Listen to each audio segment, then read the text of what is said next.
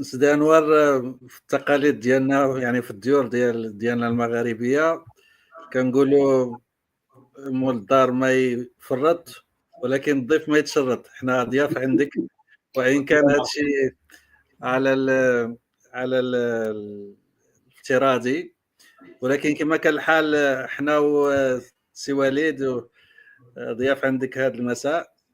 كنا نتمناو أنه الأستاذ تاج الدين يكون معنا كذلك، ولكن هذا العجب اللي جبتي لنا هذه العشيه ربما ما سمحلوش باش يدخل على المباشر. نتمنى انه كون غير لقينا شي صيغه حقيقه باش يساهم معنا، لانه الاستاذ تاج الدين من الاصوات الحكيمه، من الاصوات المغاربيه الحكيمه، اللي دائما يتكلم على كلفه غياب الاتحاد المغاربي، ودائما ما يحلل خطب الملكيه اللي حقيقه طرقت لي الموضوع بحكمة منذ سنوات. في حزب جبهة القوى الديمقراطية طبعا دائما نتبعوا الحالة المغاربية، خصوصا لما لاحظنا أن جلالة الملك في خطاب المسيرة بمناسبة خطاب المسيرة سنة 2018 لما طرح على الإخوة الجزائريين يعني ضرورة إحداث أو مقترح إحداث آلية سياسية للحوار باش ندرسوا جميع القضايا المطروحه بكل صراحه وموضوعيه وبدون شروط مسبقه وبدون حلول مسبقه. يعني حقيقه كانت مبادره شجاعه كتجسد بالملموس سياسه حسن الجوار وسياسه اليد الممدوده، لانها هذه الاليه اللي اقترحها صاحب الجلاله في خطاب المسيره لسنه 2018 كانت من اجل تجاوز يعني الخلافات الظرفيه والموضوعيه اللي كتعيق اولا العلاقات ما بين البلدين، ولكن كتعيق اساسا الاتحاد المغاربي. تبعنا طبعا بكثير من الامل هذا الخطاب اللي حقيقه جاي يؤرخ لانعطافه تاريخيه في العلاقات المغربيه الجزائريه، لانه صاحب الجلاله محمد السادس منذ اعتلائه العرش يعني نهج واحد السياسه ديال الوضوح في الخطب الملكيه، في الخطاب خصوصا موجه للأشقاء الجزائريين.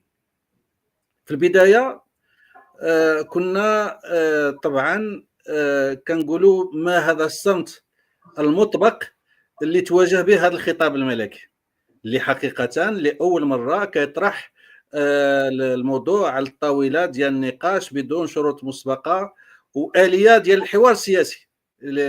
في يعني التقاليد ديال العلاقات الدوليه يعني الحوار هو احسن المسالك لايجاد حلول الخلافات اللي ممكن تكون كاينه.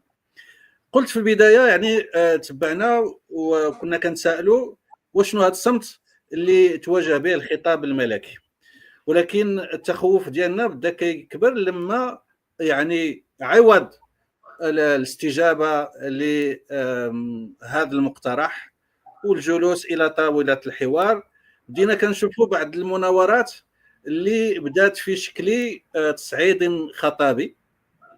كنديروا السبه مره راه السلك الدبلوماسي ديالكم كي يعني الحديث اللي معروف يعني مره يعني كيتخلق حديث من اجل التصعيد في الحوار، وهذا التصعيد بحال هذوك اللي كيديروا لهم الكاستينغ طبعا كيكون تصعيد يا اما من رئيس الجمهوريه، يا اما من رئيس الاركان، يا اما من رئيس الدبلوماسيه. اي مناسبه كتكون كيكون حقيقه تصعيد في الخطاب. وكنتذكر بانه في حزب جبهه القوى الديمقراطيه نبهنا لهذا التصعيد وقلنا لابد انه غادي يعكس وغادي يترجم الى سياسات تصعيديه، وهو الشيء اللي شفناه.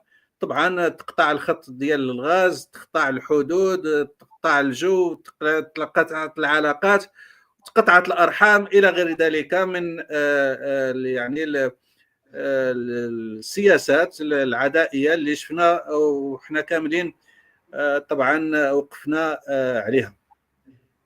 هذا طبعا انتم كتذكروا الاخ وليد الاخ انوار بانه على غرار الخطب الملكيه وعلى خطاب وعلى غرار يعني النخبة السياسية في المغرب، كنا دائما في حزب هذه القوى الديمقراطية فاتحين الباب، لأنه أملنا كبير. وحتى هذا اللقاء هذه العشية أملنا كبير على النقاش اللي ممكن يكون بين النخب، كما كانت نخب سياسية ثقافية اقتصادية اجتماعية. لأن المأساة اللي كنشوفوها احنا في الحزب، يعني المأساة في البلدان ديالنا عادة ما كتكون ناتجة على مأساة النخب السياسية فيها. لذلك طبعا هذا الحوار ديال هذا المساء هو عنوان لما يبتغيه يعني لما تبتغيه الشعوب في المنطقة من تفادي أنه هذا الصعيد اللي كنلمسوه في واحد العدد ديال المبادرات ديال سياسة النظام الجزائري ما تمشيش لا قدر الله إلى أبعد الحدود، ويعني ونمشيو لهذاك الحد فين ما ممكنش نرجعوا للوراء. لذلك انا ما غنش نطول عليكم. طبعا انا بغيت غير نوضع واحد الارضيه للنقاش باش حقيقه نشوفوا الى اي حد النخب في بلداننا قادره انها تحمل مسؤوليتها باش نتجاوزوا هذه المرحله الدقيقه اللي ماشي